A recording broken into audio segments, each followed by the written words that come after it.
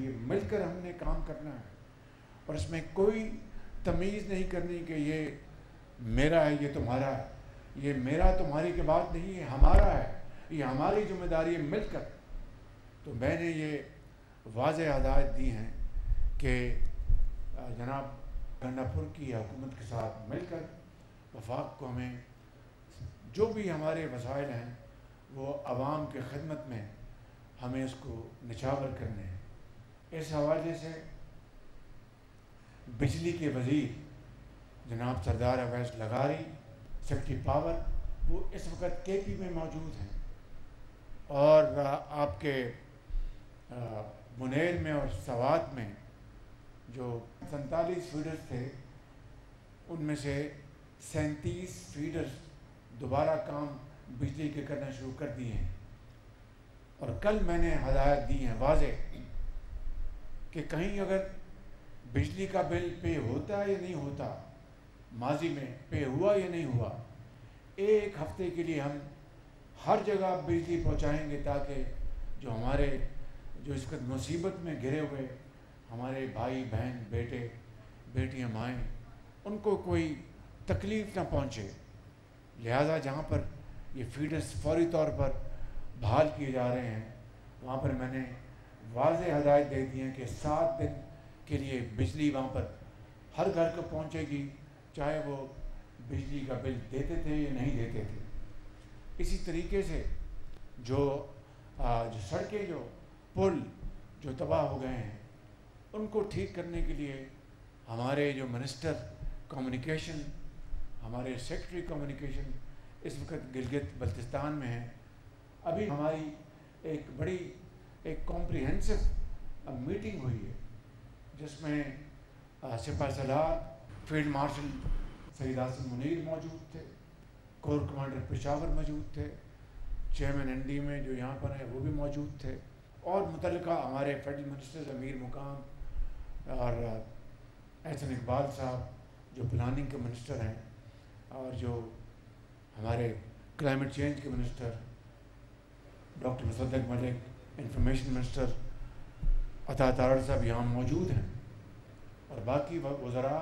وہ فیلڈ میں کام کریں۔ تو بڑی تفصیل سے میٹنگ ہوئی۔ قل یا عبادی الذین اسرفوا علی انفسہم لا تقنطوا من رحمت اللہ ان اللہ یغفر ذنوبا جمیعا۔ قابل احترام محترم امیر مقام صاحب، وفاقی وزراء، chairman N D M A general Inam Haider, chief secretary I G police K P, اور انتہائی قابل احترام بزرگوں، بھائیوں اور بہنوں، السلام علیکم۔ آج میں یہاں پہ آپ کے پاس حاضر ہوا ہوں، آپ سے جو یہاں پر موجود جن کے عزیز و اقارب حالیہ آفت کے حوالے سے اللہ کو پیارے ہو گئے، میں ان سے سب سے اپنی طرف سے اور حکومت پاکستان کی طرف سے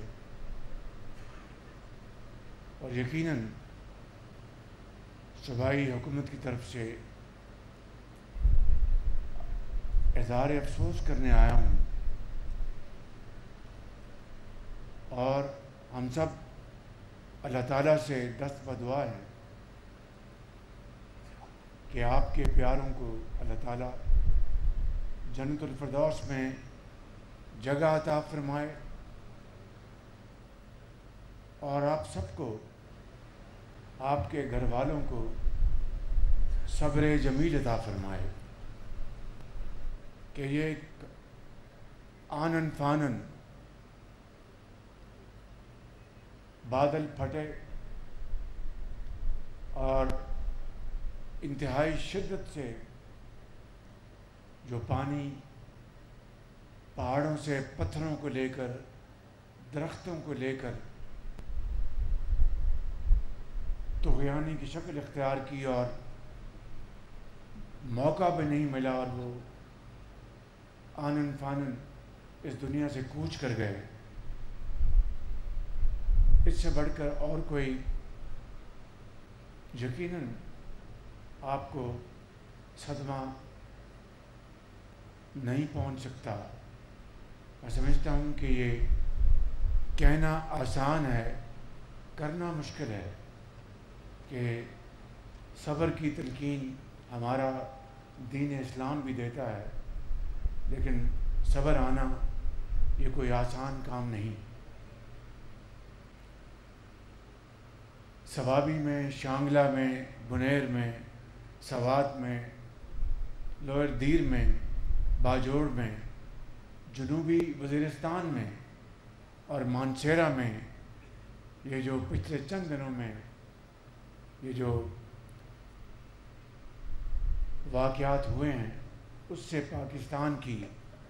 ہر آنکھ اشک بار ہے۔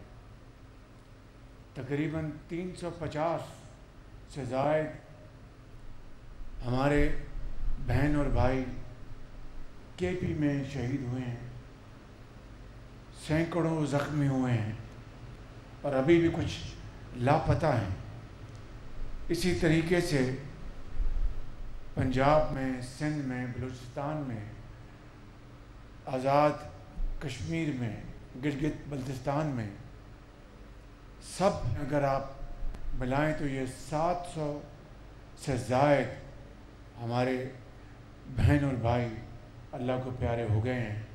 ان حالیہ طوفانی بارشوں میں۔ مجھے یاد ہے میرے بزرگوں، بھائی اور بہنوں، 2022 میں بھی اسی طرح کی شدید آسمانی آفت آئی تھی، جس میں صوبہ سندھ میں لاکھوں ایکڑ زمینیں، فصلیں تباہ ہو گئی تھی، لاکھوں گھر سندھ میں، بلوچستان میں، اور اس کے بعد اس کی شدت کے پی میں بھی تھی، اور پھر کچھ پنجاب کے بھی 1-2 اضلاع تھے۔